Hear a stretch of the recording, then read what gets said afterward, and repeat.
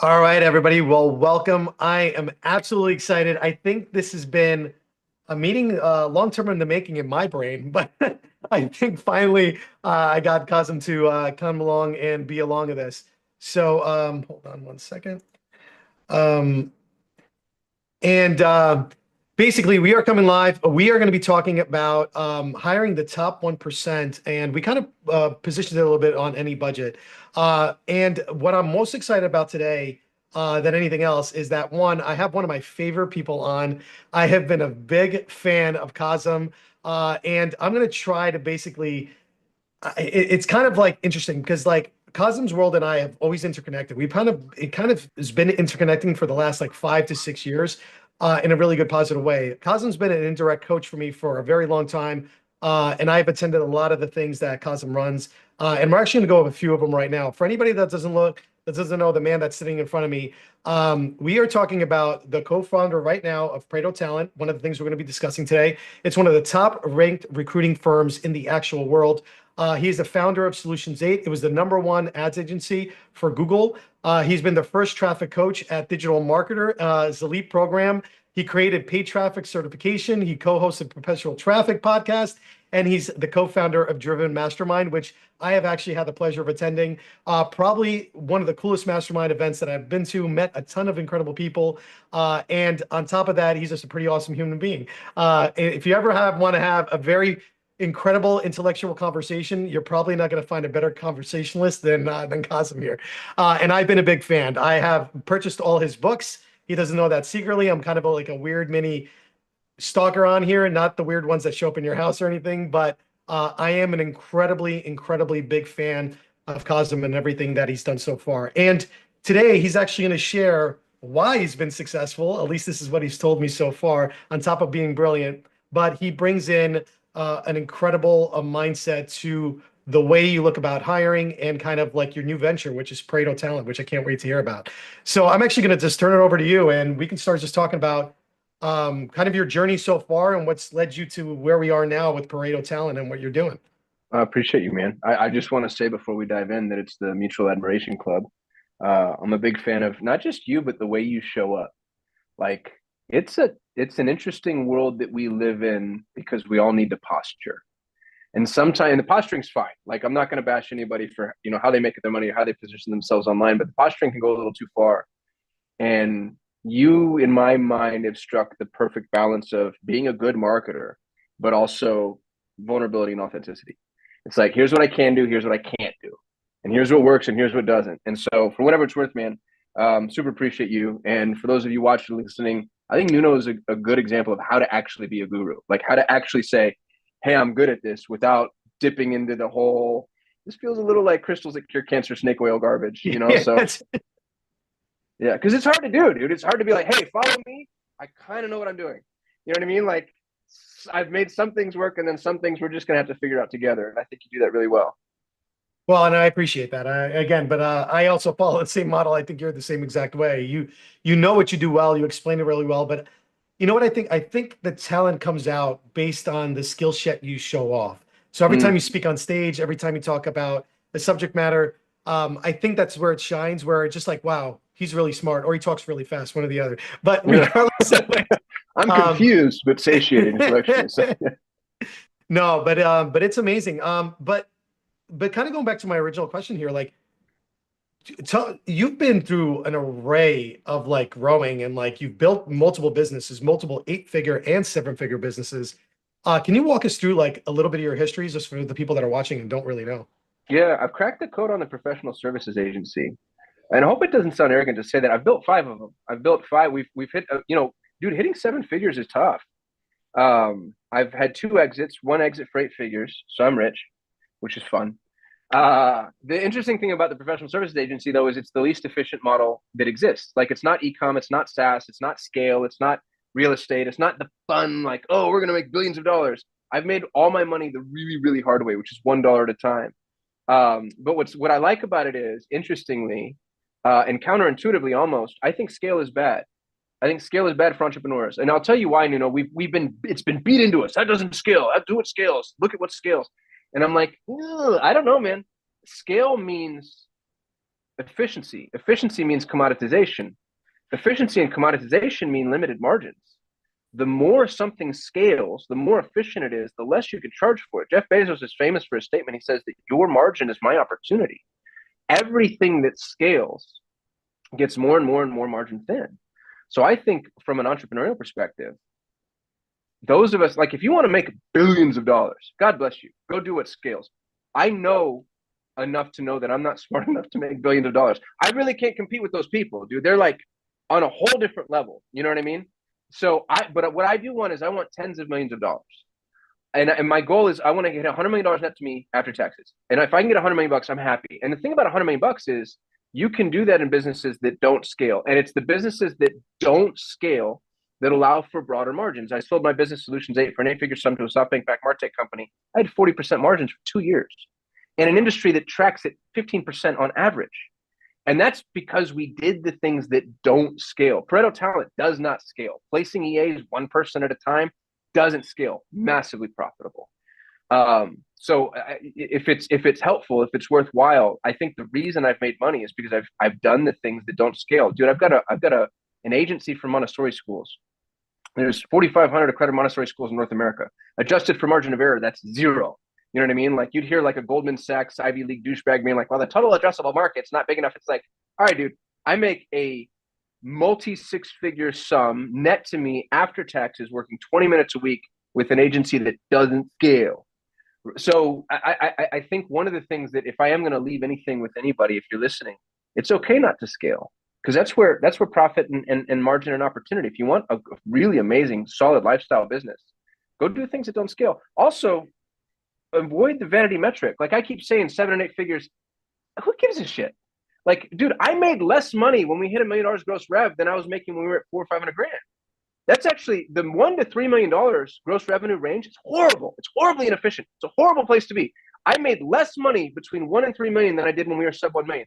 Now, after I passed that $3 million hurdle, that got a lot of fun. You know, that was like, I writing some checks to yourself. But if you're not gonna do the upward hill slog of getting past the $3 million mark, which is a lot of process management, personnel management. You know, I had almost 100 employees when we sold.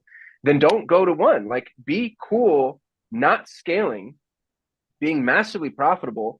I've got a really close friend. She and I were just talking. She's at 50, almost 60% margins. You know, and she's a little pissy because like my mastermind's a good example. In my mastermind, we only let people in who have $1 million business. Here's what's really funny. She makes more money take home in her pocket than some of my mastermind members. It's such a vanity metric. Gross revenue is a vanity metric. So I think we're focusing as entrepreneurs on the wrong thing. And the reason that I've been successful is because I was willing to I knew I wasn't smart enough to crack the code on e-commerce SaaS. You know, God bless those guys, dude. I envy them. Gosh, what I wouldn't give. But I couldn't do that. So I was like, I can make my money $1 at a time. And I did that a bunch of times. Did that come across as arrogant? I hope not. No, it doesn't come across as arrogant. It just comes across with a person that's pitching a completely different like way to look at things, right? So yeah, because but I don't think I think like in society and in norm, right? We've all been kind of like taught like you're right, like that word scale means a lot to a lot of people, right? You go in and like half the advertisements you see like through Facebook ads and everything else is scale, scale, scale. And to your point, I actually believe in what you're saying because so we have like 2 businesses. We have our coaching side business and we actually have our agency business. Now, the agency can scale because we can hire more people, take on more clients. To your point, margins keep dropping, prices keep dropping, and stuff, and becoming a little bit more efficient. Regardless of the efficiency, it'll be really hard to ever break that 30, 40%. You could get to like that good margin, but it doesn't do it. My coaching business, which is me, completely unscalable, is direct money in my pocket because it's straight profit and there's no overhead. There's maybe like what, 20%, maybe 15% overhead. So the theory of the not scaling part kind of connects with me and definitely makes sense for me, right? The thing that I kind of wanted to ask you too, though, is, but you talked a little bit of, you talked about this, like, you know, make the 100 million, the 1 million, getting to 1 million and all that. And I have a theory of this myself, right? So I'm really, and I think I had this discussion with you. It's really odd because of my corporate background. You give me a $10 million company and above, I could probably run circles around anybody that never had that opportunity because I can manage a lot of people in mass and I could do it really well. And I know numbers and I know that way of doing it. I did it for 25 years. So that is really good. You asked me to start up something from zero, no problem. Got that down packed. I get to that 300K mark on a new business. And I freeze from 300 to a million, which is the weirdest thing ever. Some people can surpass it, and some people are great to get to the first million, and then they stop. Mm. We're in your cycle of like all the things that you've done, right? Between the agency and everything else. I always believe that there's a threshold you break. People will stay stuck at a certain number, like, I can't break 10 million gross revenue. I can't do it. but That's when I before, sold let's my think, business. like, I want to get it back even, yeah, but that's funny. Like that, Yeah. but that's what I'm saying. There's always one that gets everybody, no matter how hard you try.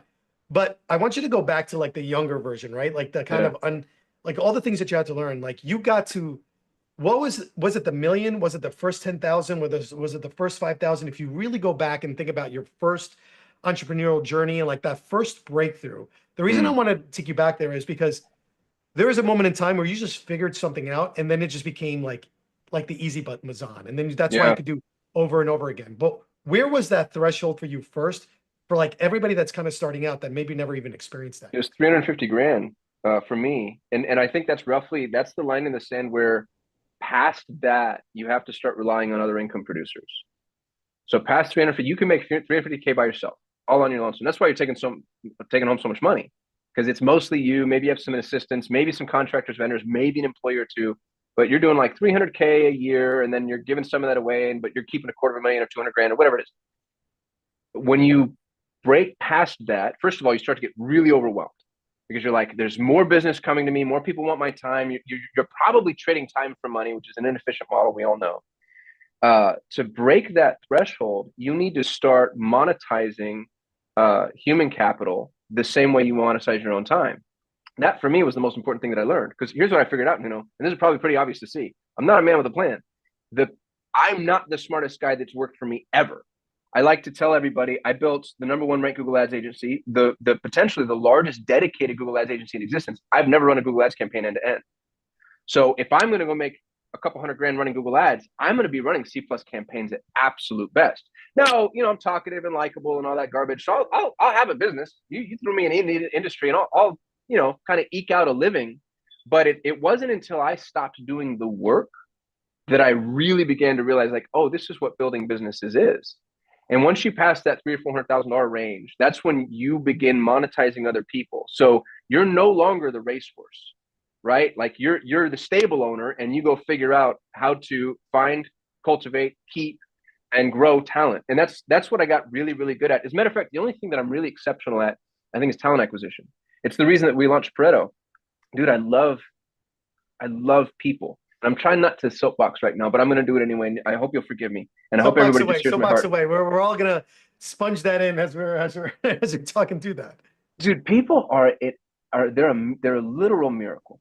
The human being is a literal miracle, and I'm saying the words literal with such intention. I don't care if you're an atheist. You have to look at these walking, talking, thoughtful chimpanzees that have evolved to this degree and keep creating all this amazing shit. Like, the human is a miracle. And the thing that's really interesting, and it became so obvious to me, but it doesn't feel obvious to the whole rest of the world, is we have been taught to think about and treat people as commodities. Every business book you've ever read and will ever be exposed to talks about people as though they're commodities. The thing about commodities, though, I'm in this horrible Airbnb, by the way, and on my No, horrible I really, Airbnb, and everybody, he is not calling from a penitentiary, so anybody that's this alarmed, is my prison room. it does look like that. I'm just gonna say, but um, The pictures looked better, but in my horrible Airbnb, I have these paperweights, these little chiclet paperweights, and people look at the business world looks at humans as though they're a commodity like this. I've got my little chiclet here, but oh, the tail broke. We'll just swap it out with this one and we're good to go. Right? Like, you build a system, you put an easy to find, very replaceable human being on the assembly line of that system, and then you make money. And that's how massive businesses treat people. That's how we're taught to treat people. And the problem with it is people are not interchangeable. They're not interchangeable at all. People, I don't care if it's the same person or the same role doing the same thing. I have two graphic designers, right? Well, if I swap one for the other, one was really good at infographics, the other one's really good at carousels. One's really good at branding, the other's really good at animation. You know what I mean? Like, the human person is so unbelievably dynamic and diverse and interesting and capable. And we've been treating them like they're just cogs. And the issue with that is it inhibits your ability to benefit from that which is the most potent in the world. Everything amazing that's ever been accomplished has been accomplished by people or something people created. And the reason we named it Pareto talent is because, dude, this is the thing that should blow everybody's mind. The Pareto principle is the single most important principle of business, one of the most important principles in life. The Pareto principle says, roughly stated, 20% of your inputs are responsible for 80% of your outputs. And it has been found to be true on every single level of analysis. So 20% of the cows yield 80% of the milk.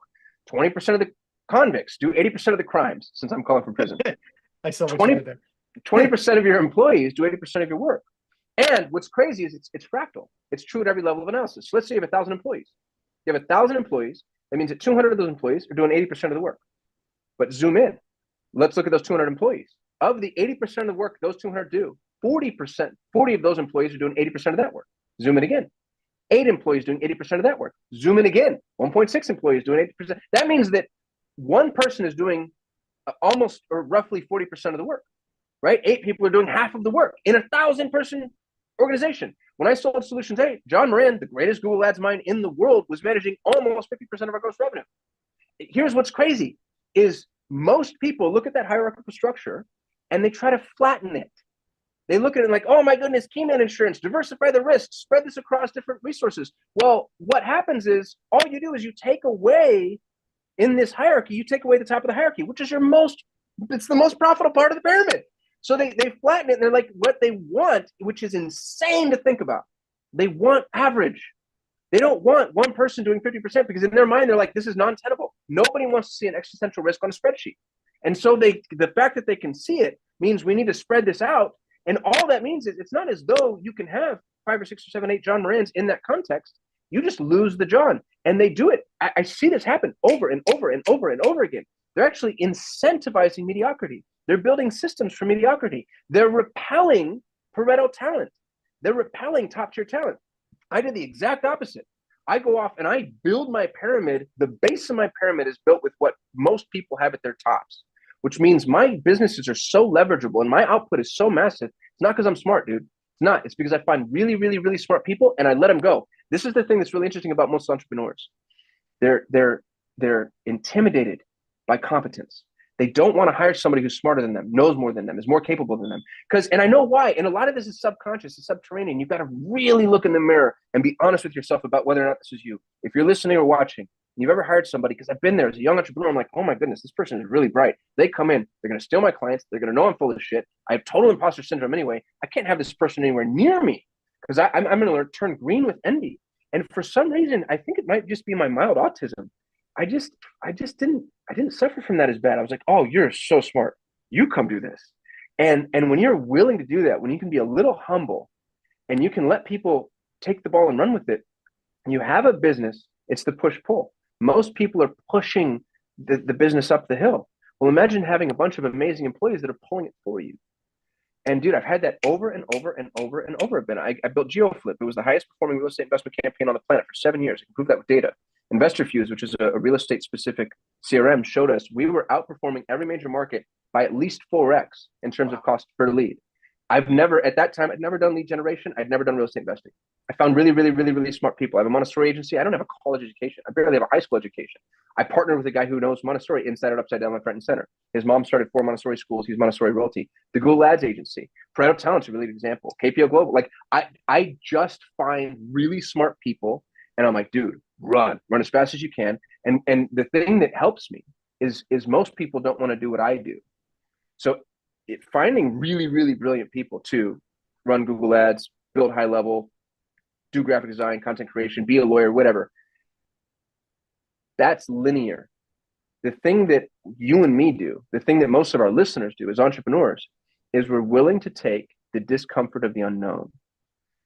Most people, this is a statistical truism. My mastermind is called Driven. It's based off of Douglas Brackman's book Driven, which it's an examination of the epigenetic phenomenon that is 10% of the population are what he calls hunters, which means their dopamine and serotonin fire on the chase, not on the capture. 90% of the population fires on the capture. So, I got the thing I want. I'm happy. He calls those farmers. 10% of the population are hunters. I'm chasing the thing I want. I'm happy. Oh, I got it. Now I'm sad. And I sit in the bathtub of gasoline lighting matches. That's That's the very interesting. entrepreneurial mentality. 90% of people aren't that way. And yet we hire them assuming that they're like us. So first, realize the people that you're hiring are farmers. They're not hunters. They don't want to do what you do. They don't want to steer your clients. Dude, you want to know the craziest thing about John Rand? One of my best friends, by the way. John Rand charges $2,500 an hour, could have stolen every one of my clients, made 10 times as much money. He was my business partner. I gave him equity in order to have golden handcuffs. But even then, I own 90% of Solutions 8. He could have stolen every one of my clients, started his own ad agency, 10x his income overnight. You know what he did after I sold Solutions 8? He and I sell Solutions 8. We both become millionaires. He went and got another job. Dude, and when you ask him why, he's like, I don't want the risk. The people that want to work in a job, and dude, he's an artisan. He's brilliant. He's a literal genius. No. I'm a big fan of John. John, just so anybody doesn't know who John is the most incredible brain when it comes to Google Ads, but Dude. just in the theory of marketing and everything else, and it's pretty powerful. But wow, I have so many questions though, because I want to clarify a lot of this, and you definitely went on the soapbox, but it was sorry. no. It was good because it was intense, and you have a lot of really good points here. So let's just kind of review a couple of these because these are pretty powerful points for everybody else. And then I have some clarifying questions for people that might not be at certain levels, so we can meet people at different levels so they can kind of get past whatever they're kind of like really hindered on, right? So the first thing is you mentioned the Pareto rule, which by the way, big believe about this. So 80%, the 20% rule. It was funny because I use it in reverse. It was funny when I was a manager and I had like 1,000 something people happen. I would get problems every single day. So you know what my line was the second I got a problem? Is this a 20% problem or an 80%? An 80% problem? I love that. And then I broke it down in reverse. I'm like, well, if it's a 20% problem, I don't want to hear about it. If you're not solving 80% of the problems, if this is not going to solve 80% of our issues, I'm good. Let's focus on something else because this is a waste of our time. Yeah. So that's first. So let's talk about the 80-20 rule, right? So in everything that you're saying that this 20% of employees that are doing the work are basically running your business. They're the ones that are going to give you the best output. How do you focus on those 20% to keep enhancing those individuals while juggling the rest and kind of going through? I'm sorry, Nuno. Do you mean my favorite topic of all time? Is that what you want to talk about right now? I do. See how I've been sticking that. Yeah. Dude, what's interesting about what we'll call them peak performers. The modern workplace isn't built for peak performers. They're left behind. Number one, they're actually amazingly accessible to you as an entrepreneur if you're willing to look for them and build a system that captures them. A couple of notes here, and we're going to need some paradigm shifts. Most people are trying, because they think humans are commodities, most people are trying to pay less and get more, as you do with every commodity. You know, if I'm going to go buy a fleet of cars, I want the most amount of cars for the least amount of money. Commodity, easy. Cars are easy and interchangeable. People are not. Do not treat human capital like a commodity. You want to pay, and this is going to, everybody's asshole is going to clamp shut, okay? Am I allowed to curse on here? Probably not, but we'll beep it out. Okay, I'm so sorry. Everybody's going to get very nervous about what I'm about to say. All entrepreneurs are trying to pay less and get more. You want to pay 10% more than the high water mark at least. Now, I'll explain the arithmetic and how that actually works in your favor in just a moment. But I want to also explain what I just said because it's a Trojan horse of a statement. I didn't say you want to pay 10% more. You want to pay 10% more than the high water mark. So you might right now, let's say for client managers, you can get a client manager for 50, 60 grand, depending on where you are in the States. So you might say, oh gosh, she's asking me to pay 10% more than 56 grand. No, I'm not. Because the high watermark for client managers is probably 120 grand, right? Like the best of the best client managers are getting 120 grand. You want to pay 10% more than that. So the spread I'm asking you for is significant. Here's why it works in your favor. Because if you really understand and believe the Pareto principle, you're paying more, but you're not getting 10% more or 2x. You're getting 5x, 10x, 100x, quite literally. Literally, Nuno. So paying more for peak performers is an algorithm solution. It's an algorithmic solution that most people really don't pay enough attention to. John Moran was in value. I couldn't begin to quantify that man's value. And we kept doing it. I paid more than anybody's willing to pay. I gave him flexible schedules. I didn't screenshot desktops or have people check in and out. I treated them like adults. I managed by output, and I aligned our interests with incentives. The more money at Solutions 8 that you managed, the more money you got paid. That's the way it should work, right? I made more money, you made more money. And, you know, I put people in a position to where when I won, they won. So many businesses are trying to pay less, get more, squeeze down incentives. Dude, I want to make $1 million millionaires. Because if I make $1 million millionaires, that means I'm going to get my $100 million. The more I'm able to align incentives with other people. So when you pay more, now, if you can't afford to pay more, and a lot of people are there, I'm there, by the way. I can't afford to pay more in the United States. I'm in Manhattan. Well, I'm in New Jersey right now, but I'm going to move this Airbnb and I'm going to go stay in a hotel in Manhattan because I made a horrible mistake being here. I can't begin to afford to pay more for people that are in Manhattan, Austin, San Francisco, the usual suspects, right? There's no way. So go to Middle America or go international. They produce as many intelligent people internationally as they do here. But for some reason, we're only willing to give KPO, knowledge process outsourcing, to Western talent. And then we give BPO, business process outsourcing, to internationals, let's say, emerging nations. But when you're actually willing to work with people from emerging nations and give them true opportunity, dude, it's insane. You've met and are now friends with one of my best friends, Ivan Bunin, CTO of Solutions 8. He was a kid in Poland. He was a student in Poland when I hired him for $1,000 a month. And he ran through walls and he had a meteoric rise through my organizations, became our CTO, managed my entire exit. The exit is the worst part. Dude, the due diligence is the worst part of the process. Anybody who's ever made an exit will tell you it's almost not worth it. I got an 8-figure sum. I got an 8-figure sum of money. I almost didn't want to do it when we were done with it because it was so hard. Yvonne did the whole damn thing. But he was a kid from Poland who lived in Ukraine. And right when Russia attacked, most people wouldn't have let him be their CTO. My first EA became my director of social. My second EA became my director of automation. My third EA became my CTO. So putting yourself in a position where you can pay more, if that's not here, go international. And dude, international, like the international labor pool is unbelievably accessible, motivated, interested, because everybody here, they all want to work for Google, Amazon, Microsoft, Facebook, the usual suspects, right? Because you want like the fancy name on your LinkedIn and you want $12 croissants in the conference room. The aspirational identity internationally is working for a US company. So if you hire, I love hiring out of Argentina right now. The average Argentinian is making, white collar Argentinian is making $200 to $300 USD, but it has great infrastructure, great internet, great power, phenomenal English proficiency. It's aligned with Western culture, just given that it's a Christian country, and so holidays are really similar. High college graduate rate, like just amazing, amazing country. And you go to Argentina, you want to tell me they don't have triple PhD level? My personal CFO is from Argentina, but I don't pay him what I'd have to pay a CFO here. I pay him 3 to 5 times what he would make domestically. So I get to change his life. He gets to change mine, right? So just go wherever it is that you really can be the belle of the ball. Pay more than anybody else is willing to pay. When other people were paying Filipinos VAs $400 a month, I was paying $1,500 a month. I got the best people. So let's talk about that because we believe that too. I mean, Mary is here. She's flown around here. She's amazing. She's our project manager. We snagged her. She went through a very tough interview process and we went through the whole thing. But let's just kind of go there because I want to stick on that point, right? So everybody's probably watching is like, oh, because I know people will always focus on the bigger numbers. You mentioned 60,000, 120,000 for an account manager and everything else. But I want to make sure that everybody's like that's listening caught the big point here. Hire on what you can afford on and where you can afford on, but hire more than they're willing to pay and wherever this person is. Now, the other distinction I want to make is, and I want to throw this out there. I want to get your feelings on it because this is going to be entertaining. Thoughts on Fiverr, Upwork, and like why those are like that choice? Yeah, like why? Like well, because it's a whole community of entrepreneurs.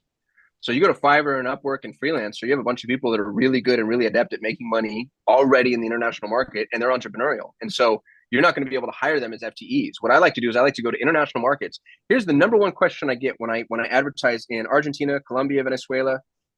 Is this a scam? That's what they ask me. When we launched Pareto Talent, everybody was like really trepidatious. Is this a scam? You're going to pay me to work. You're going to pay me in US dollars to work from home on a flexible schedule. And you're going to pay me more than anybody else. This has to be a scam. Once people figured out it's not a scam, my number one source of new talent is referrals. So you want to go to, and this is hard, right? It's not easy, but we're entrepreneurs. We solve problems. Going to Fiverr, Upwork, Freelancer, you have a bunch of people who've already kind of cracked the code on how to earn non-domestic wages.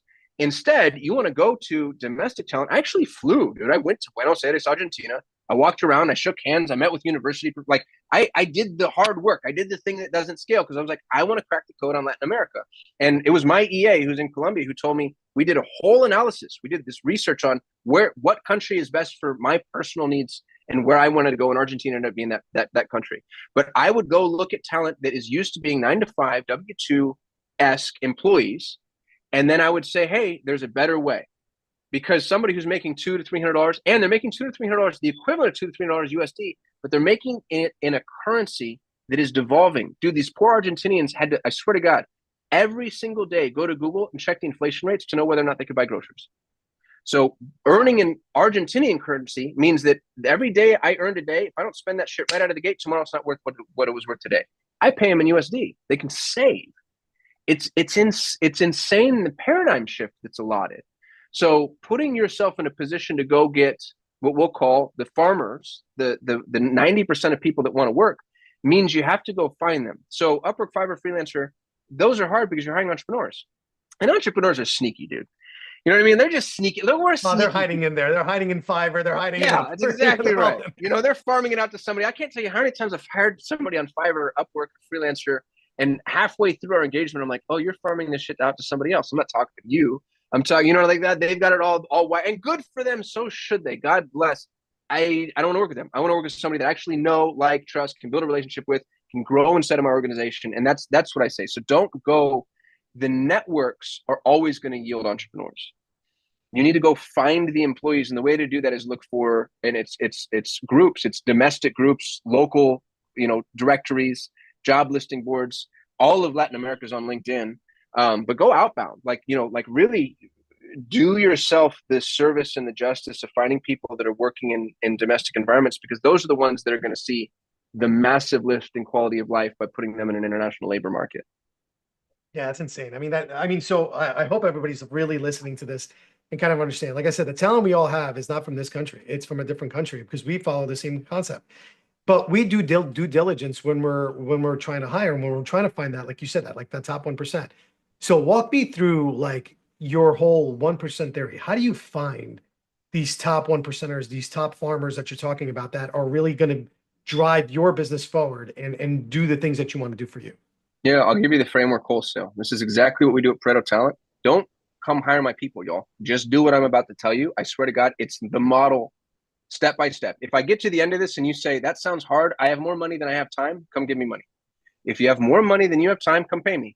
You probably don't. You probably have more time than you have money, depending on where you are in your entrepreneurial life cycle. Just do the work. Winners want to win, so you want to gamify it. You want to gamify it. The first way winners win is you pay them more. Winners want to win. Money's how we keep score. We have to embed that in our minds. Just because they're farmers doesn't mean that they're not killers, right? Like they're absolute assassins. Winners want to win. Peak performers want to win. Winners want to win. You have to pay more. So I already talked about pay more than the high watermark. Here's what happens when you pay more than high watermark. When you actually put yourself in a position to be seen on the job listing boards that you find, and you go out and you find those niche, local, domestic job boards, you're going to get an onslaught of applications because everybody's like, oh my goodness, you're actually paying this amount of money. And you need to convince them of that, by the way. It's almost a sales letter. Say, hey, and I tell people, I pay more because I have unreasonably high expectations. Yes, you read the salary right. That is what I'm paying. And let me tell you why I'm paying that, because I have unreasonably high expectations. You set the bar high. The job description says, at first it's the very specific job description. And then it says, in order to apply, please put in the subject line, I actually read the instructions. That's a Trojan horse, because if they don't read the instructions, we dismiss them. So the subject line comes through, I actually read the instructions. If it doesn't, it gets filtered out. When they submit, they have to have actually gone through the instructions. And I do little things like send me a PDF version of your resume with this naming convention. Don't send me a link. Don't send me a Word document, because I want to know that you're going to be able to follow instructions, because I don't care how good a graphic designer you are, or software engineer, or attorney you are. If you're a remote employee, I need to know you can follow instructions, pay attention, listen the first time. So send me a PDF resume if you're with this naming convention, answer these two questions, take this personality profile index, whatever it ends up being. I call them fly traps. You put 4 or 5 fly traps just in the job description, so when they submit. I also check for things like soft skills. How well is the communication? How well is the email formatting, et cetera, et cetera, et cetera. Our last cohort at Pareto Talent, we had 2,500 applicants. We graduated 22 EAs. From 2,500 people, we only yielded 22. That's how this filtering process works. That's how it's going to work for you. Once you get the applications, everybody goes straight to the interview. Why? Interviews are worthless. They tell you nothing. Everybody's made an interview in art. It's so easy to interview well. So instead, I send an email and say, hey, Nuno, thank you so much for applying. I really appreciate you. I've been in business for 20 years. I know enough to know that interviews aren't going to tell me anything. So what I want to do is a trial project with you. I actually want to work with you. I'm going to pay you $20 USD for 2 hours of your time. How's that sound? And in any international market, that's okay. Nobody's going to make billions, but I'm letting you know, I respect your time. I want to hold you to a paid standard, and I'm actually going to put my money where my mouth is. I'm going to pay you $20 for 2 hours of your work. How's that sound? If you agree, send me your PayPal address. Here's the crazy part. No, you ready? They send me their PayPal address. I send them 20 bucks. I don't give them the trial project. I just wait. I wait to see who goes to me. And it could cost me $200, $400, $600, but I send it to everybody that I think, okay. All right, I got to hold on. We got to pause here. So walk me through this again. So I'm interested in the job, right? I'm Yeah. somebody out there. I now, you send me that thing and say, I'm going to pay you for your time. I give you my PayPal address. You pay me. What am I doing? I send you My, $20. I don't send you the instructions for the trial project. I wait to see if you follow up. Because if you ghost me, you're either, because there are people who are like, oh, I got $20 out this fool, I'm out. I just paid $20 to figure out that you have no integrity. That's great. I'd love to know that now before I start giving that's you my client, amazing. right? So I paid That 20. is amazing. It's the ethics check. Some people, sometimes I'll get a follow-up email from somebody a month later saying, hey, you sent me $20 and you never checked in. And I'm like, yeah, and I'm glad you're not an employee. Because now I know I have to, if I send you money and you don't do the thing I want you to do, what happens when you get that money on a regular basis? You're the type of person I need to chase. So I send $20. I don't follow up. I wait for them to say, hey, what do you want me to do? The faster they do it, the more impressed I am. And then here's where it's crazy. 2 hours is not a short amount of time for a trial project. I give them truly 2 hours worth of work. The project is aligned with the role that I'm hiring for. So if I want a high level expert, it's a high level project. If I want a graphic design, it's a graphic design. If I want an EA, it's an EA. If I want whatever, software engineering, it's specific software tasks. I give them projects specific to the role. However, I always have something I need to log into. And I'll say, hey, Nuno, here's the project. This is what I want you to do. Very specific scope of work. I don't expect it to take any more than 2 hours. If it does, let me know. When do you think you can have this done by? And I wait for them to say, if it's Monday and they say Friday, I'm like, awesome. I don't say I want this by Friday because I want to know that you can assess the situation, understand the scope of work, manage expectations, communicate properly, et cetera, et cetera, et cetera. But here's what I do. I say, in order to do this, I need you to log into this, Drive folder to capture all the assets. I send the wrong username and password. And I wait to see when they follow up and say, hey, by the way, the password's wrong. If I get a frantic email Thursday night because you're supposed to give that to me Friday morning, I know, okay, you're a procrastinator. Oh my God. So, dude, this is how you find these peak performers. When they send the trial project, and I make the projects hard, by the way, like I give people the opportunity to really excel. So, because here's the thing is I'll say, dude, one line, build me a landing page for a thought leader. Build me a landing page for Brendan Burchard. I like to use famous people because there's a lot of information out there. So I might say, build me a landing page for Brendan Burchard promoting his new book, and then move on. I'm going to look at that landing page. How much work did you do to research Brendan Burchard? Does that landing page actually reflect who he is? Does it reflect his book? Have you gone deep on, you know what I mean? Like, I give people the opportunity, if they want to really go the extra mile, if you want this job, you can earn it. Some of the trial projects I get are insane. I bet. Some of the trial projects I get, and I know I can delegate to you because I don't like employees that have to be managed. I don't run those businesses. You better outrun me every single freaking day of your life, twice on Tuesday. And these trial projects let me know who's going to outrun me, who's going to make really strong assumptions, who's going to make a decision, who's not going to sit there and be like, oh my goodness, should the red be blue? Should the square be a circle? Stop it. Do the work. Get it done. And then we'll iterate. So then I get these trial projects, and no, it's not uncommon, especially Solutions 8, where I'd need one client manager. I'd had 4. Because we were growing at such a breakneck pace, and I'd have 4 amazing people, and I'm like, all 4 of you hired. And then you get to train in a group environment, and you have a bunch of horses out on the track, which is really helpful. Everybody learns faster, grows faster. The community and the camaraderie is great. But there's other fly traps you can use too, by the way. If you have too many people and you don't know how to filter, one of the things I like to do, and this has been really interesting, is I say, hey, great job. Really appreciate you. This is awesome. Can't wait to meet you. Do me a favor. Here's my booking link. Book a time with me. But I want you to pick the video conferencing tool that we use. And it's unreal how many people just freeze and they're like, oh God. And is it Zoom? Is it Google Meet? Which do you prefer? And then instantly, because if you take somebody, like you take a really good graphic designer who can do a really good graphic design job, but they can't pick the freaking video conferencing tool. Now I'm like, all right, you're going to be analysis paralysis. I might still hire you, but now I know you're a person that needs to be told. So just something as simple like that, like, hey, you pick the video conferencing tool. I don't care what you use. Zoom, Google, Microsoft. I don't give a shit. You can freaking FaceTime me. Hey, no, I want to see you face to face. Pick a tool. Make a decision like a human that can think. And then one of the other things that I'll do too, and this is really helpful, especially if anybody's going to be customer facing, I'll wait until 5 minutes before the meeting and I'll cancel. Hey, dude, so sorry. Something came up. Book with me again. And then I'll wait to see who's going to follow up. Follow up? No bookie, right? Like I don't want you, if you're going to be chasing my customers and you can't chase me for a job, we're not going to do this. The other thing that's happened to me is I've canceled and I've had people cuss me out via email. Like, this is such bullshit. I just went through this trial project and now I'm like, ooh, good thing that I know that you're a hothead and we're not going to do these things. So you don't have to use my fly traps, but have traps. If you're paying what I'm telling you to pay, You're going to have the applicants necessary. The other thing that you need to do that I guess I should have prefaced with is it's not just money. Be a fun place to work. My job descriptions, dude, are fire. I'm like, look at the ascension. Look at the amount of careers I've launched. Colin Schmelbeck was an employee of mine. Donna Ashrafi was an employee of mine. Yvonne Boonin, dude, is now famous in the world. Like I promote people. Right? Damn it, I can't believe I'm.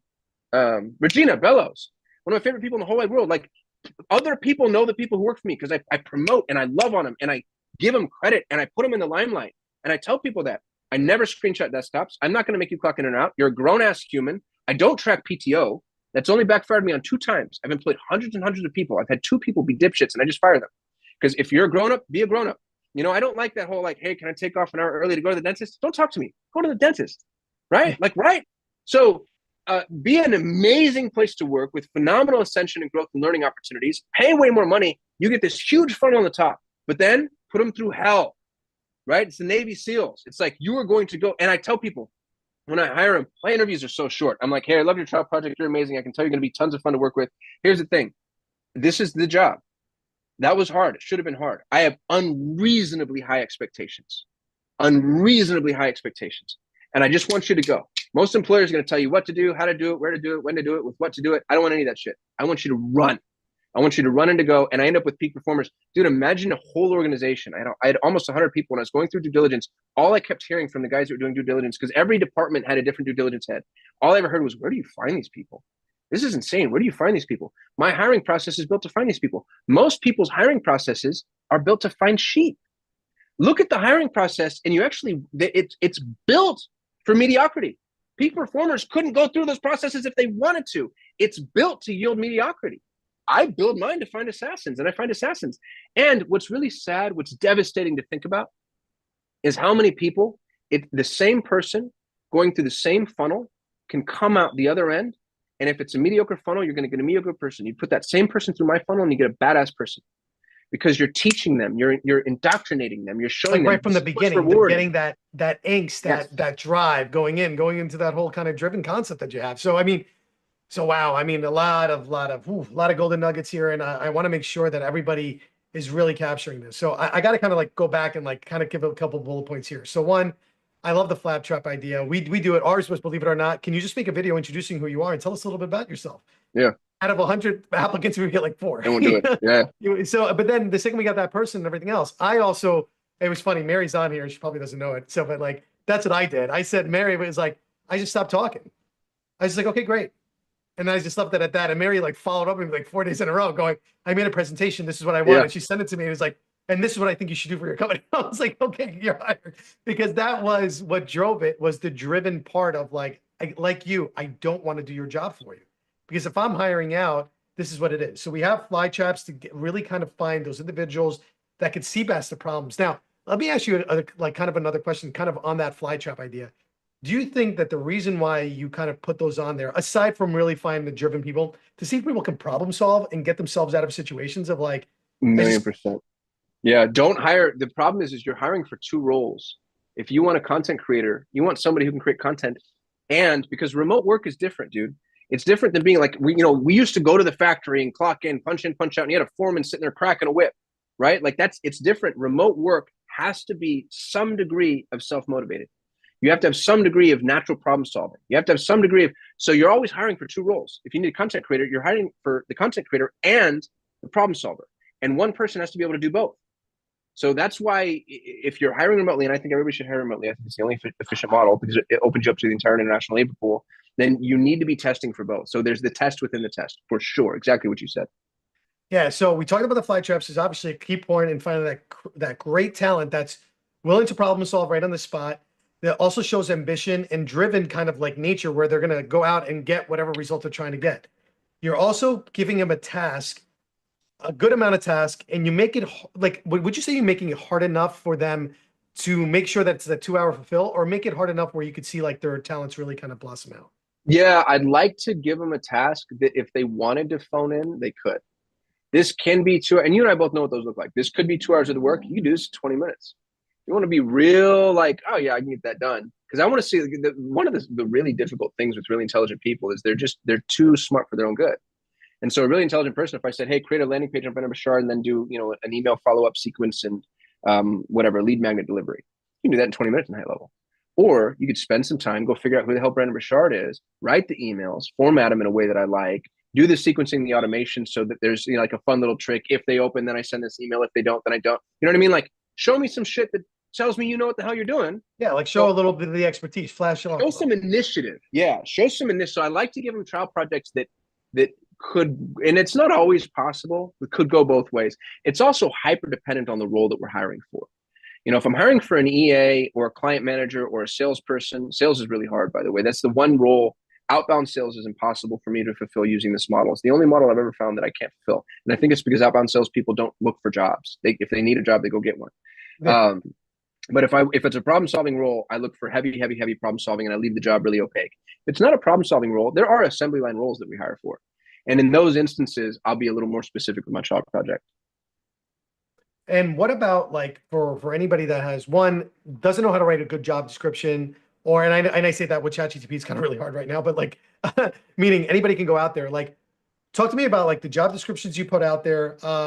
You mentioned that fun part and like again the serious pay and that like fly trap idea, but like what would be like how do you go about writing the description? I know that sounds like a very vague question, but in the sense of I've got and I a know template I'll give you. it's not like one of the important questions, believe it or not, a lot of people that want to hire, that's where they struggle the most is like, they don't even know how to write the job description. Like, how do you Yeah. write the job description that attracts that kind of talent? First of all, I want to argue with what you just said because I think it's a brilliant question. I don't think it's not an important question at all. I think it's the linchpin. It's your ad, right? It's the sales letter. And so what I tell people is don't go look at job description templates, go look at sales letters. And it's so funny, dude. Go open up, go to monster.com right now and look at these job description.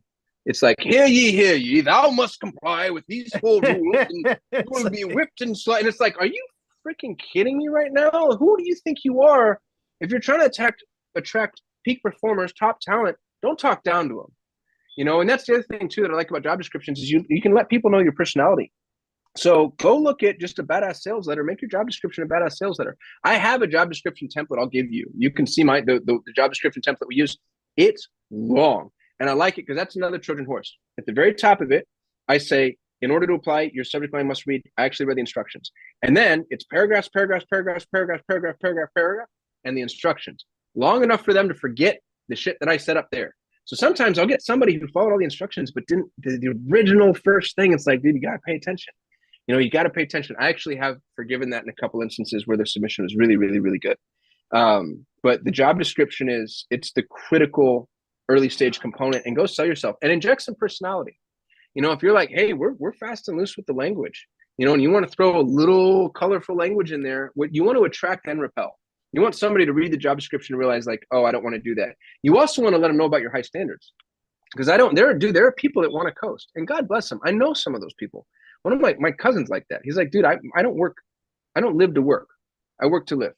He wants to clock in, he wants to clock out, and then he wants to play with his kids and have fun and play pool and play game, whatever. Like, God bless him. I'd never hire him in a million years, ever in a billion. Right? I want people to know. I also don't let people work OT. I don't want to run an organization where people are working more than 50 hours. And 50 hours that should be a tough week.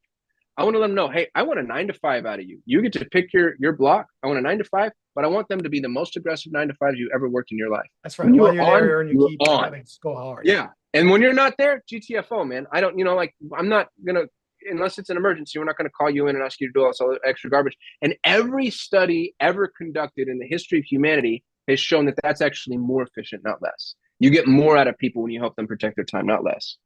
Oh, that's very interesting. It's so funny. Everybody's like commenting. She's like, wow, Nuno Funny actually found somebody that speaks as fast as him.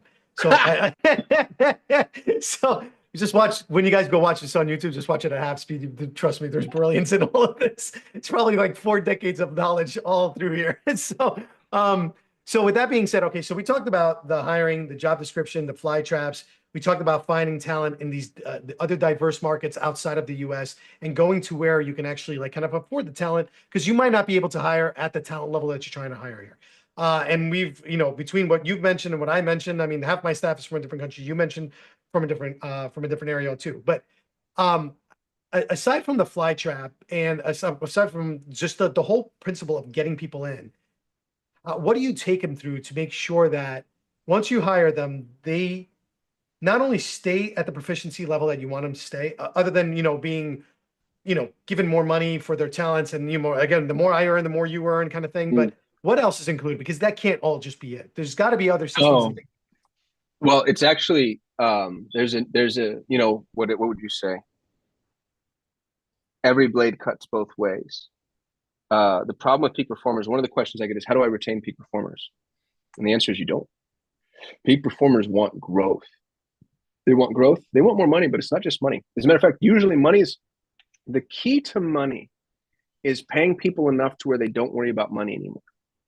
Once that's done, they actually stop worrying about money, most of them. And the ones that do are entrepreneurs. But for employees, paying them enough to where they don't worry about money anymore, and you actually take the money conversation off of the table. And now they worry about things like learning, growth, opportunity, being challenged. I've lost employees at Solutions 8. We made some pretty strong decisions as to where we were going to niche down. We niched down into the industries where we knew we could perform, but they weren't the most challenging industries. I lost some of my best media buyers who are like, dude, I'm bored. I want to go try some challenging shit. Those are the clients that I would turn down. I'd be like, I have no idea if this is going to work. And trying to make it work would take way too much time, effort, and energy. And I have a waiting list anyway. So I'd be really honest with them. And I had media buyers who were like dying to sink their teeth into a job like that. So your peak performers, your top talent, you're not going to retain. Generally speaking, with men, you have 18 to 24 months. With women, you might have 36 months, just because there's temperamentally differences from a gender perspective. That's a data-driven truth, by the way. Somebody can sue me or cancel me if they want to, but it's true. What I tell people is make it very apparent that you're going to support their growth path. So Colin Schmelbeck, I mentioned earlier, he's Twitter famous in the Google ad space. Everybody in Google ads knows who Colin is. When I hired Colin, I knew he wanted to start his own agency. And all I said is, I was like, dude, you got to give me 2 years and you got to find and train your own replacement. And he said, cool. And then I made it really public. We do all hands meetings and company calls. And I tell people like, hey, when Colin rolls out, he's going to start his own agency. We're going to make him a referral partner. I want other people to see like, oh, wow, Kasim's actually supportive of, I'm supportive of side hustles. If you want to start your own business on the side, dude, have at it. Let me know what you're doing. I'll refer business to you. I really will. I want people to see me being loving on folks that want to ascend. Because if you don't do that, they're going to do it anyway, but they're going to do it in the shadows. And then you have midnight move outs and you're not able to mitigate that risk. And they leave without telling you. And so should they, dude. The people that try to shackle their employees, like, who are you? Like you don't own this human being. There's a symbiotic relationship going on. You pay them for work. They do the work. God bless. All I do is, hey, I will help you if you help me. Don't leave me high and dry. And I'll make sure that on an ongoing basis, I'm going to, we're going to be in a strong referral position for and with each other. And that has always worked out for me really, really well. So I wouldn't expect to retain your top talent. I do think that you can put yourself in a position to where you're ascending talent. And I did this. Regina Bellows is a really good example. Regina is one of my favorite employees of all time. She's the most contrary person I've ever met in my life. I can say no words that aren't met with Regina's challenge. If I say we're going left, she wants to go right, or she wants to know why. And again, most people are challenged by that, especially from a woman for whatever reason. Men have a hard time with that. I just got really excited with her. I was like, man, she makes me so much better all the time. So I ran out of positions for Regina. There was nowhere for her to go because I already had really good executive staff and she just outgrew where she was. And so I was like, hey, do you want to go build this other business for me? And I made her the executive director of a business called Starter PPC. She built an entirely new line of business, cloned Solutions 8, but we went downstream in terms of spend and cost. She built it from the ground up, dude. It was really cool. So what I like to think about, especially as an entrepreneur who has shiny object disease, is all my employees are potential business partners. And I've got a bunch of employees that I've spun off and done little micro businesses with on the side. And, you can give them a little equity. I don't like giving equity, to be honest with you. It bites you often, especially with employees, because they look at equity different than entrepreneurs look at equity. So I like phantom equity because it keeps me in charge. And it gives me the opportunity to buy it back if they're not performing. But you incentivize them in a way like they're an owner. So they act and think like an owner. And every employee that you're cultivating could be a whole new business that could be built and run without you, sans your intervention. Yeah, that's like my dream come true. My dream come true is to have an army of people that I've either employed. Like, so it's funny in the kind of an interesting fact that like in the corporate world, you only ascend to a certain point, and you always ascend to where you can always ascend to. There was This so level funny, of incompetence. yeah. People would get these big promotions, and then 2 weeks later they're fired. It was always this like big thing, and they were like stellar employees, and it was the craziest thing I've ever seen. And it happened. Literally, I saw it for 25 years, and it happened very rarely. Like it was cool. You would be following this person. This person would be a great boss, great leader. Oh my God, like incredibly intelligent, like driving all kinds of results. They get promoted 2 weeks later, they release the position. So you're like, why did that happen? But there was like a lot of politics when you get into corporate at a certain level and everything else. The crazy part about that whole thing was that you saw a lot of very talented people being, to your point, they could just, it just, the growth stopped for them. Yeah. They got to that level and they were unfulfilled. My dream is literally if I can take all my employees and become business partner with them in the future so I can do less and make more, I'm all good.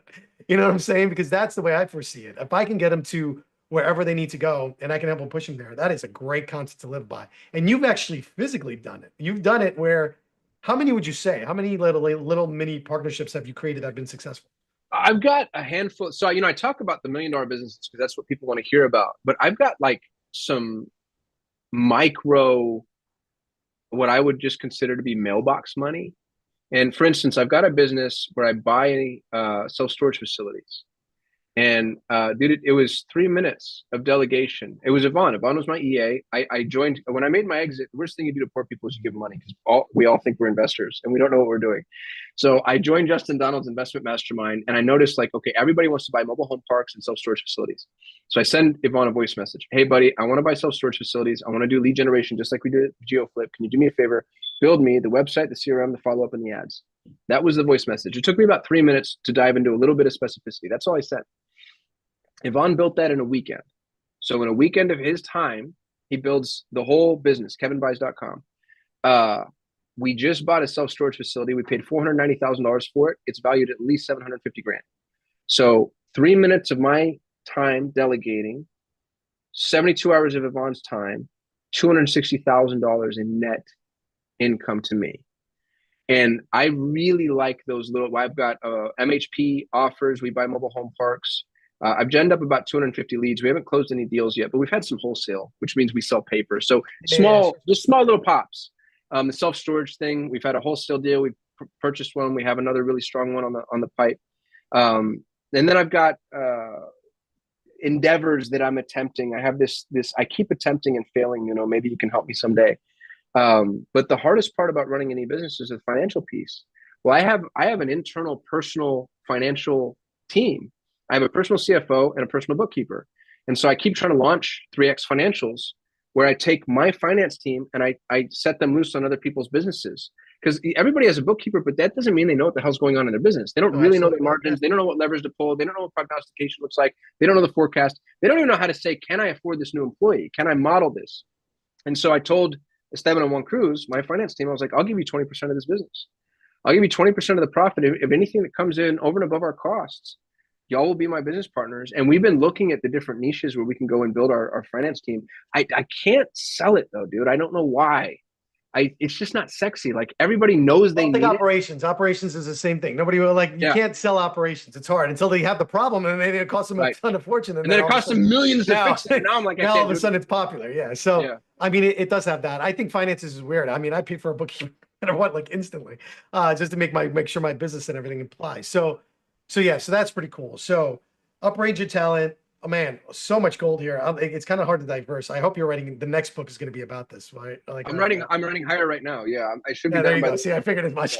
So another one for the bookshelf. So a couple of other kind of closing questions, just kind of wrap this up a little bit. So we're just to kind of recap, and I'm hoping everybody's going to watch this because literally this will change your entire direction of your business. If you find the right talent, you kind of take yourself out of the equation. This is something we've done ourselves. Probably this is the year that we've done the most training, the most hiring, and it's completely changed our lives. You know what I'm saying? Like now, I work from home and I like I said, it was really hard for me to leave corporate. I was like 2-hour commute in and out. I did it for 25 years. I was definitely that slave. I tried to leave for 4 years straight. I'm totally not kidding. And every time I leave, they threw a crap ton of money at me. And it was like really, really hard. And it was funny. I literally fought to leave for 4 years. And then like not in an aggressive way, but they were great. It was a great company. I loved working for them. But it just came to a point where I couldn't grow. That not growing for employees, I think is a really big thing. I think people need to feel that safety and that concern that you have for them, that you really do want the best for them. You gotta love people. It's such you just gotta love them. You really do though. I mean, and you have to. I mean, like right now there's a typhoon going in the Philippines. It's like it's affecting our employees. We will send them money. We will send them supplies. We will send them, one of our guys getting married. We're going to send them gifts. I mean, it's just like, you got to really think about the human being. I really like that aspect that you really think about that because it's important, man. It's important. And changing somebody's life somewhere else is very different. All of a sudden, you give somebody who's earning like $300 $1,000 check at the end of the month, and now they're outpacing like three or four people, and they're doing the work that they want to do. They're happy. Their life is coming together. I mean, you told me a story, and I kind of want to go to like the really good feel. Like you mentioned several stories where like there was a person that was barely making any money, and they came into the payroll. They were incredible, whoever they were, but literally they bought their parents' house. Like tell Yeah, me this is that story. That was like Ankar. an awesome So, story. young man from India, the average Indian Google Ads specialist when I was hiring at the time was making about $450 USD. I don't want to, we ended up paying him a sum of money that a domestic US employee would be really happy with. So we're talking like dozens of times what his peers were making. But dude, this kid was brilliant. He managed the account for my largest client. He was such a stellar employee. So he's making many thousands of dollars, which in India is absolutely unheard of, and none of my peers would ever pay. Nobody would ever think about paying an Indian specialist anything other than because they won't give them the real jobs. They're like, hey, you just watch this and do what we tell you, and you're just a VA. And then you hear a bunch of people talking shit about Indian labor. They're like, oh, we worked with the Indians and they're too hard. They don't listen. It's like, well, yeah, you give garbage work. You're going to get garbage people to do garbage work. That's what happens. So I've had this young man, Ankar. He bought his parents the first house the family ever owned. He got himself a So motorcycle. generational change we're talking Dude, here. I mean, yeah, he got himself married, which in India, Desi culture, it's expensive and very important in order to move up the social ladder and all those things. Um, there were a couple. There's a young lady whose name I won't share because the story's personal, but she ended up being left by her husband in a country where that basically incapacitates her entirely, and she was able to support her and her little kid. And I'm trying to veil her identity here a little bit, so I'm extracting Sure, some sure, of the sure. Yeah, details of course.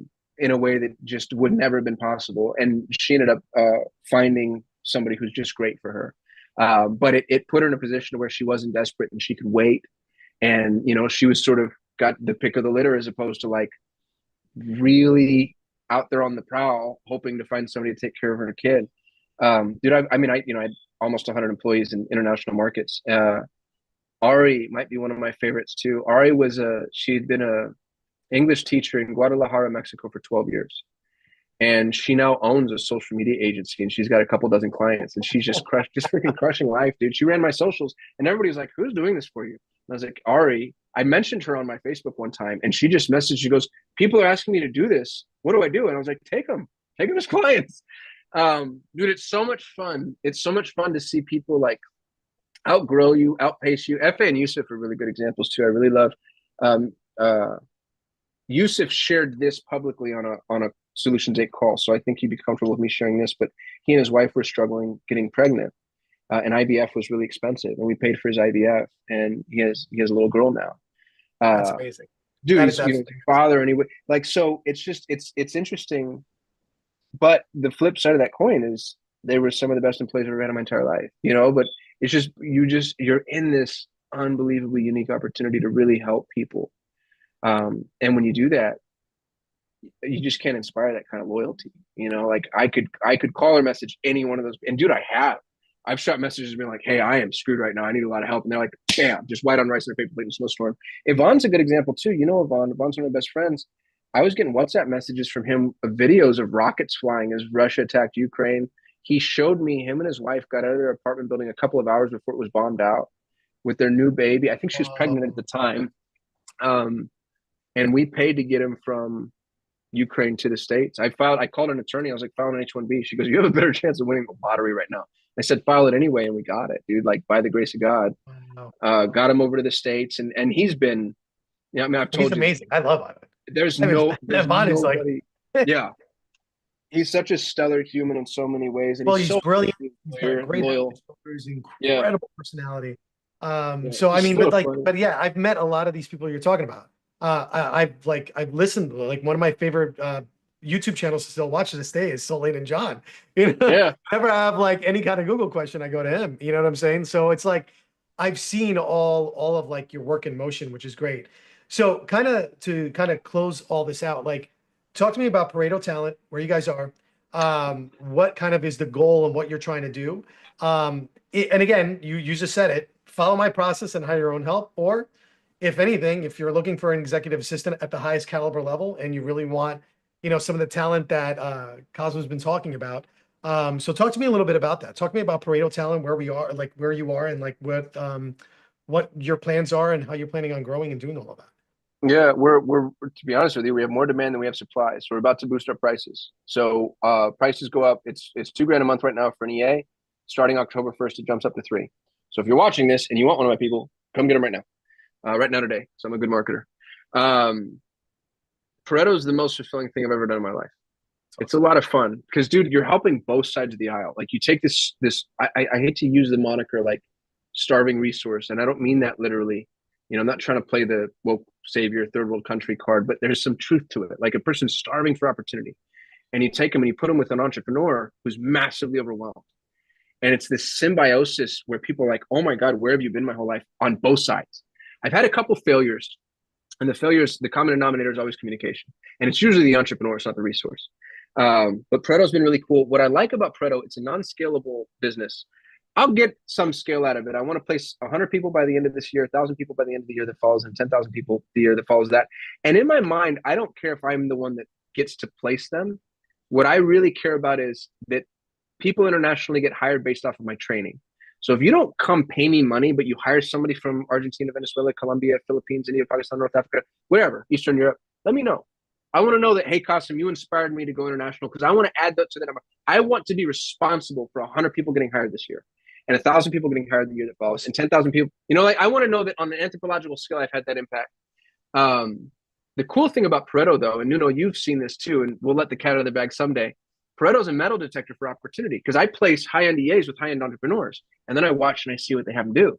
And I'm like, oh, wow, people really need help with using something obscure. Bookkeeping, let's say. Everybody's having their EA do bookkeeping. I should launch a bookkeeping service. And so where Pareto's not scalable, it gives me insight into the services I could launch that would be scalable and where the demand is. And that's a lot of fun. Like just to see, especially just like a bunch of micro businesses you can have just on there. Exactly right. Yeah. I see what you're doing.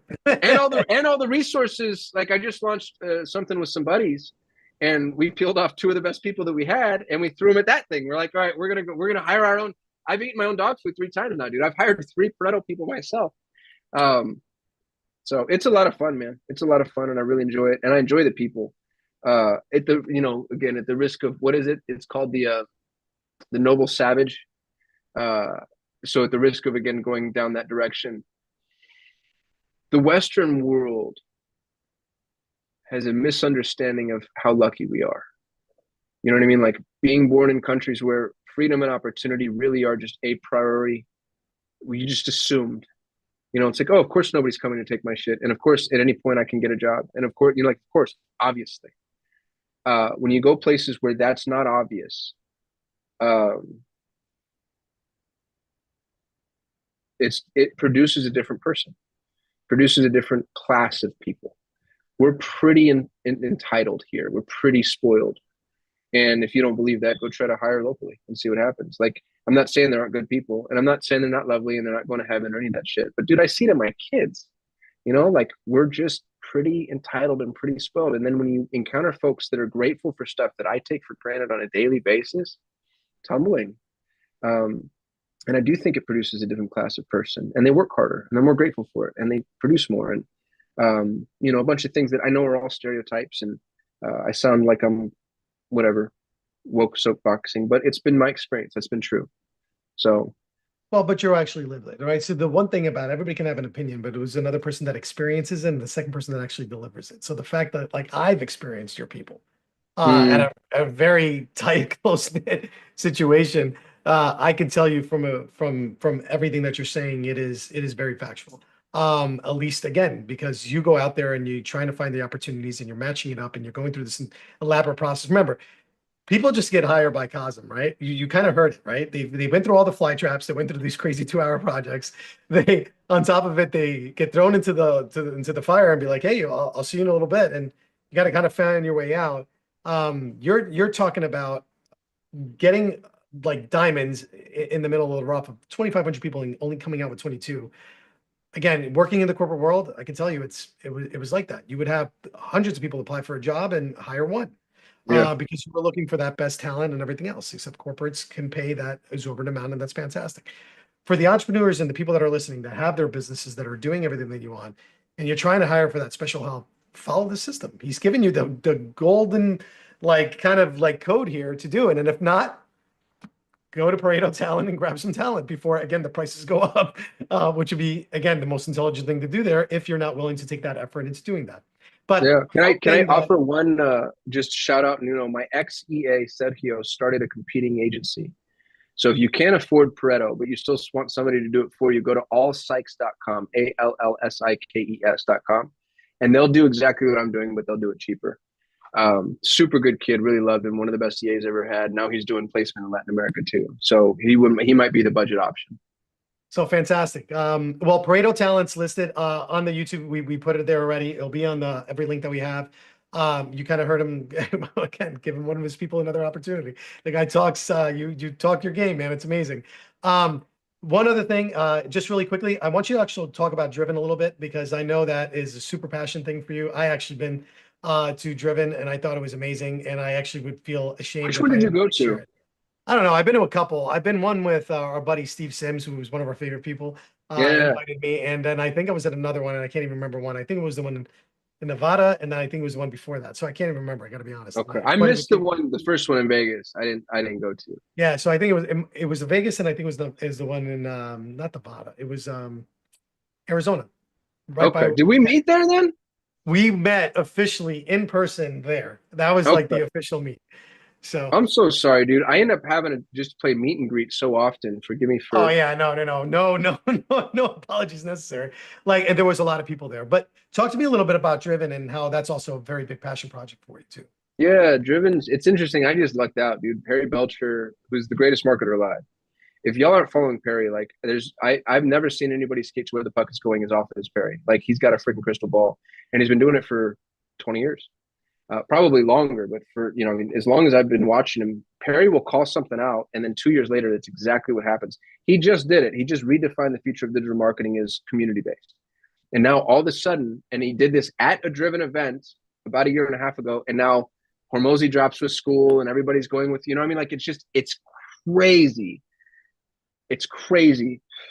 Perry, Sunset War Room, he has had War Room with two partners, and they went out back and shot it for various reasons that are hard to even understand. And Perry wasn't done.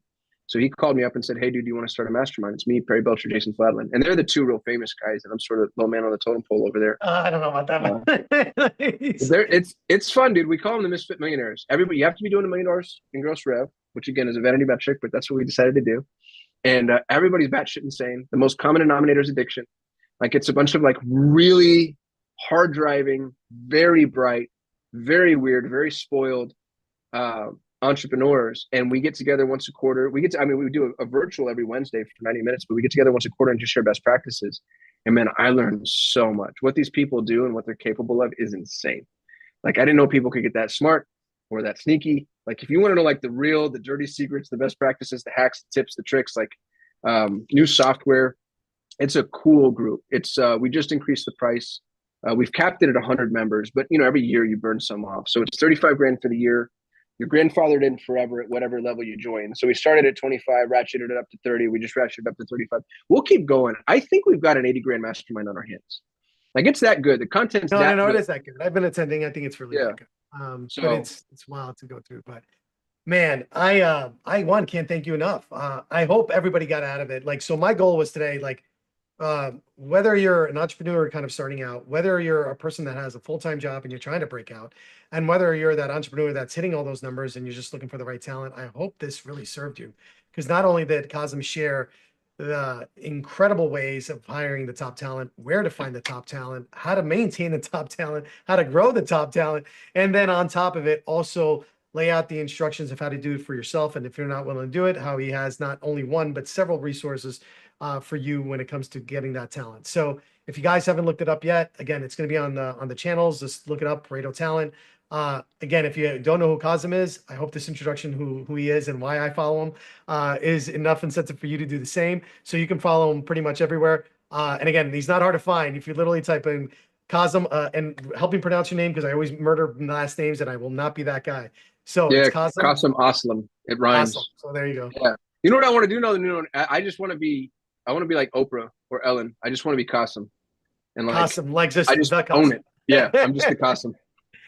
So we call him Awesome Kasim. That's how we remember it. And I hope you guys got that experience. But again, incredible person to watch. I have several coaches. I have several indirect coaches, and this is whenever he says something, I one incredibly shut up and just tend to listen, and two, if he ever says go check this out, I'm probably the first one there. I'm burning rubber by the time his conversation, the words like leave his mouth. So if you guys haven't followed, follow Cosm.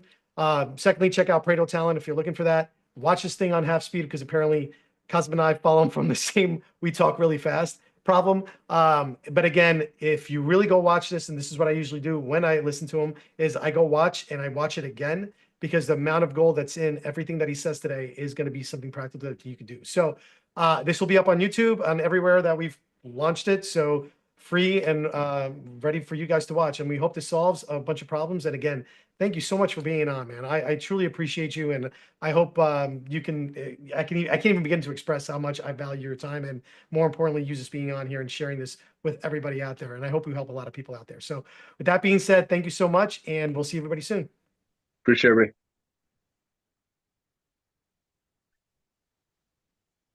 We did it. Not yet. Always the